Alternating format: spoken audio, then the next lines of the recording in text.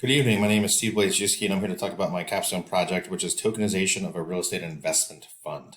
I actually manage institutional real estate professionally, and so this is a very real life project for me. And I'm actually on a working group where we talk about this and hope to use this type of technology going forward. Again, still a work in progress. So just to define the need a little bit, two real problems as I see it. Number one, the institutional investment world has always been funded by public pension plans. It's CalSTRS, CalPERS, those types of large plans. But as we all know, those defined benefit pensions are really becoming a thing of the past. And so instead, we need to really look towards where the capital is going to come in the future, which we think is ultimately high net worth, private wealth, global capital, from other countries, sovereign wealth and whatnot, then also defined contribution plans such as 401ks and those types of things. And I think the other key issue that we can challenge here or take on here is ultimately how to make real estate investment easier. Real estate investment has always taken a ton of capital. It's complex. It takes a lot of people to do it. And I think we can make this far more accessible to the masses, far more liquid, and frankly, cheaper. And so if only there was a way to solve that, it would make real estate investment much, much easier. And so what I'd like to do is ultimately tokenize part of one of our real estate investment funds. And I think blockchain is something that we can use to do that. A lot of benefits of using the blockchain here, and they're listed on the page here. I mentioned some of them already, but other aspects are that it's just really liquid. If we used a token or a sort of crypto currency here, it can make it far more liquid and tradable.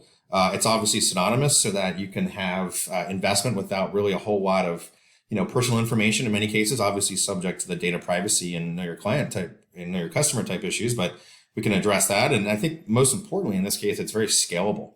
So while institutional real estate or even second homes or vacation investment homes require a lot of capital, we could probably go down to increments of maybe $100 or $1,000 to allow a lot of different people to invest in real estate and realize the benefits of real estate investment. And so what I'd like to do ultimately is tokenize part of one of our existing funds.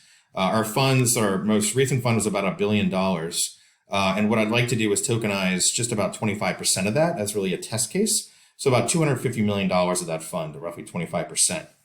As I mentioned earlier, I think we can use smaller increments, maybe go down as low as $1,000 to allow a lot of different people to invest here. Obviously, this technology, meaning the blockchain, would leverage a lot of what's already out there. I think specifically smart contracts would be extremely helpful here. You could program in a lot of the requirements to invest in the real estate, which is a thing. And so this concept is really attractive, and it really does eliminate a lot of the middlemen, aka lawyers, brokers, and people like that. And so what ultimately I think in the first case, what we'd like to do is have this funnel into the main fund through an SPE. I think later on, it's possible that we could eliminate that and actually do the entire fund through a tokenization effort. But I think for the test case, we probably need to start off a little bit smaller and then improve upon that later. There are third-party administrators out there already doing this. Actually, we're looking at some different products that Tokeny offers, and I've done a little bit of research on them. And so I think we can utilize third-party service providers that are already out there. If not them, then certainly someone else. So as I mentioned, I think smart contract is probably the best way to go about this. And that would, I think solve a lot of the needs.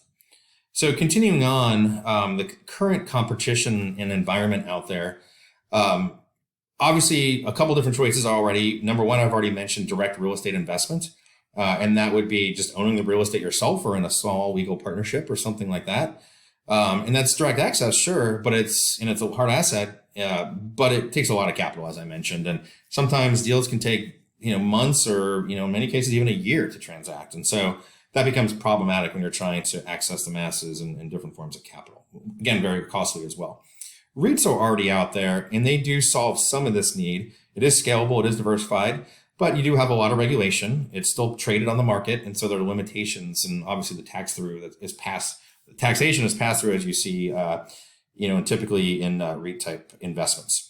So I think finally, the competitive world out there, there's no question that there will be other funds that tokenize. It's just waiting to happen right now. I think that's probably no different than the current environment where we're raising funds competing against other investors. And so I don't view that as really problematic. If anything, we probably have a first mover advantage if this is something we can do right now.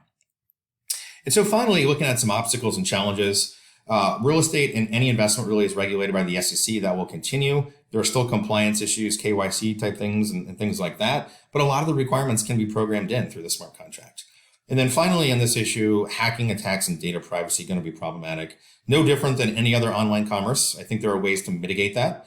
And obviously, diligence would have to be considerable and would use multiple gateways to ensure some form of security. So again, a couple challenges out there. Those are just a few. Look forward to following up and having future discussion with you. Thank you very much.